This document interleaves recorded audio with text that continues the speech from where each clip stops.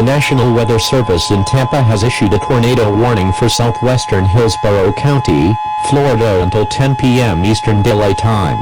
At 9:32 p.m. Eastern Daylight Time, a confirmed tornado was located 7 miles north of Clearwater, moving west at 166 miles per hour.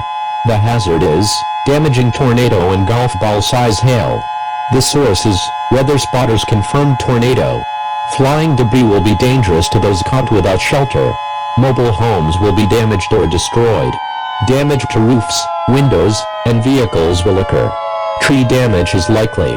To repeat, a tornado is on the ground. Take cover now. Move to a basement or an interior room on the lowest floor of a sturdy building. Avoid windows. If you are outdoors, in a mobile home, or in a vehicle, move to the closest substantial shelter and protect yourself from flying debris.